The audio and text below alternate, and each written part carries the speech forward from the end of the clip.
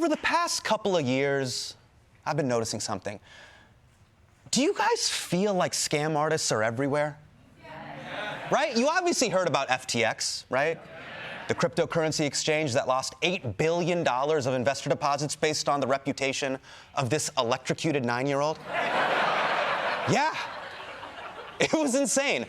But you know what was crazier? The people who helped him do it. I'm excited to be partnering with FTX to help make crypto accessible for everyone.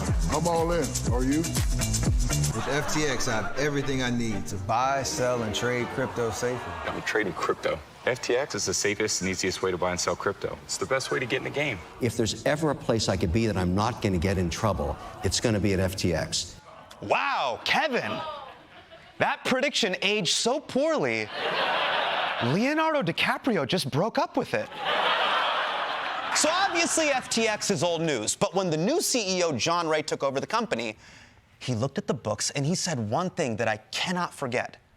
He said that he has never seen a group of such inexperienced, unsophisticated, and potentially compromised group of individuals. This dude said that the situation was, quote, unprecedented, and he oversaw the bankruptcy of Enron, okay? That's like if your doctor told you he had the weirdest penis he had ever seen, and then you found out his other patient was Rudy Giuliani. Now, a lot of people have said we are living in the golden age of grifting. There's articles everywhere about it. But it's not the golden age of grifting, because that makes it sound smart and sophisticated. The truth is, the grifters of our age are f***ing morons. Just absolute dipshits. Soft-brain Neanderthals. And that's the part that bothers me so much. I have friends that I grew up with that got duped by these clout-chasing sociopaths. That's why we need to know why it's gotten so stupid so we never get back here. Let's talk about the golden age of dipshittery in our latest installment of Long Story Short.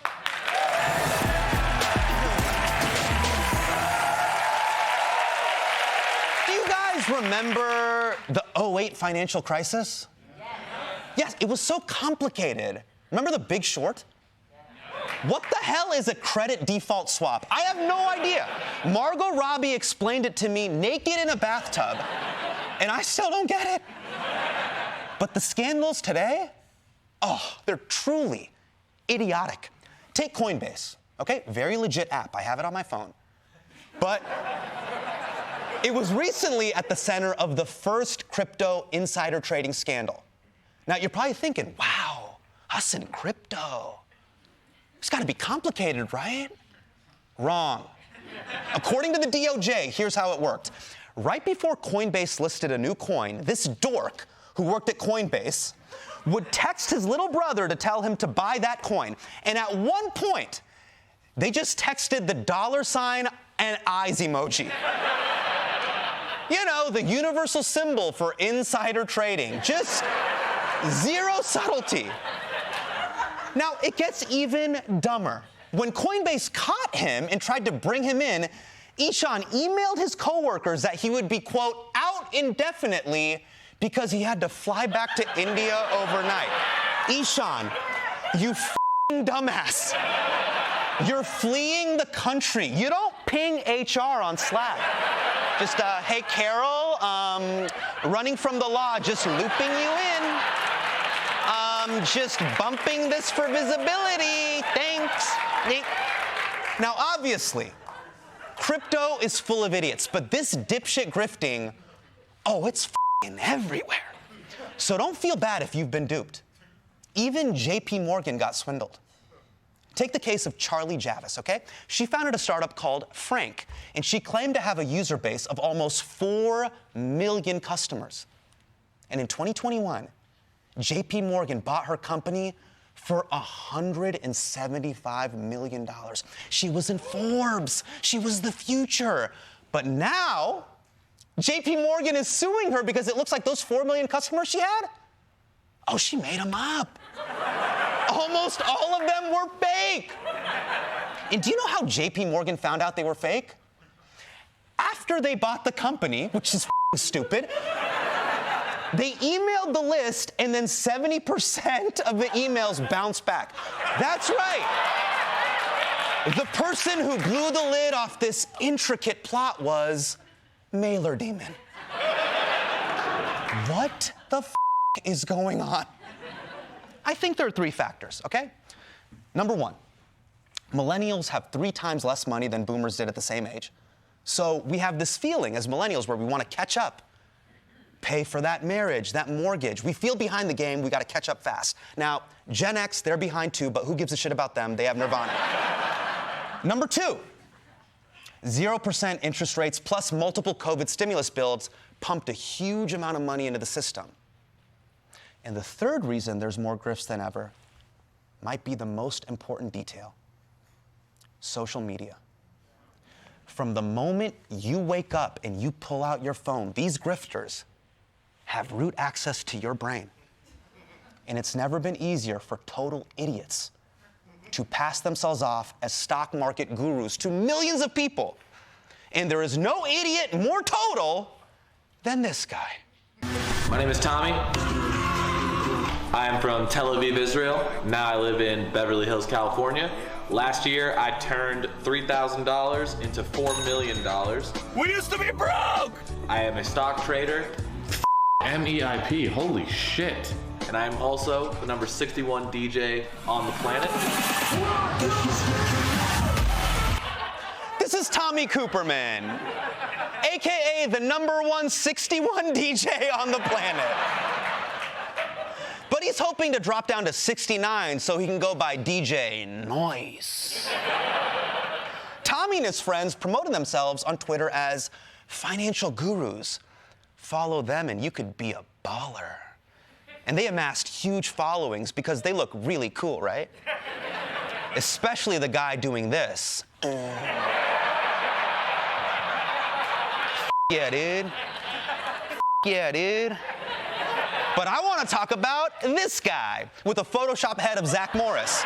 Now, in reality, that's Edward Constantine. Edward loves to go on Twitter and show off his cars, his shoes, and his scooters.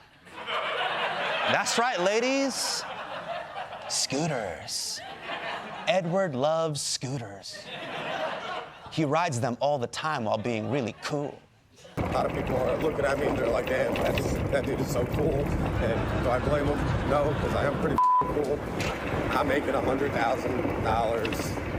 I don't know what the you do with your life. Evaluate it, change some things around. Maybe get rid of your wife, your kids, or whatever's holding you back.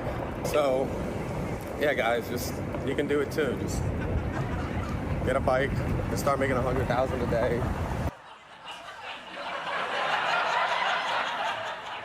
I can honestly say I have never prayed harder for a car door to open. Okay. The question was, how were these guys getting so rich from trading stocks? And the suspicion was they were running a pump and dump scam. That's when you buy a stock, you hype it up to your followers so they buy it, which pushes the price up, then you secretly sell your stock. And then innocent people get left holding the bag. And you would think they would hide the evidence, right? Nope. Eddie would regularly post pictures like this. Or he would regularly tweet that he loved pumping and dumping. And then posted a photo of him and his friend flipping off the SEC. Yeah, bro. And it went on like that until the SEC said, no. You. New this morning, an alleged $114 million fraud scheme involving self-proclaimed stock market influencers. The SEC and DOJ are charging 8 social media influencers in the so-called pump and dump plan. Prosecutors have a secretly recorded voice chat where the influencers even brag about the alleged scheme, saying, quote, "We're robbing idiots of their money." Oh my God. These mouth-breathing morons snitched on themselves. Oh, no, bro. Now, I gotta give props to the SEC. they're clearly starting to send a signal to all grifters that it's 2023 and the party's over. Last year, the SEC collected a record $6.4 billion in penalties with no sign of slowing down. Now, who knows if these guys are going to go to jail, but the SEC is making an example out of them, and it's working. After the SEC charged them, all of them stopped tweeting or deleted their accounts. Although Scooter douche Edward Constantine left us with one epic final tweet. I love my homies on here. The rest of you can keep swinging on my nuts. Okay. I have to admit, that is kind of funny. just swinging on the, it's funny. Okay, it's funny. But one of the top responses to that tweet is not funny. And it reminds me of the people that I know that also got duped. One of the top responses, this dude writes, "Shame on me. I used to defend these guys thinking that they were gonna help me pay off my wife's medical bills after her fighting breast cancer. I know I'm the one that clicked the buy button, but damn, I lost a ton of money following their trades." This is the true damage of the grift. This is why there needs to be consequences. And the good news is, there can be. If you think someone is running a scam on Twitter or TikTok, be a snitch. Yes, Hasan Minhaj is saying, snitch, I am pro-snitching. The SEC has a website to submit tips anonymously. You can go to this website and snitch on dipshit grifters. So long story short, start calling these motherfuckers out. Drop kick them with cold, hard consequences. Because if you're not, in the words of the great Scooter philosopher, I don't know what the you're doing with your life.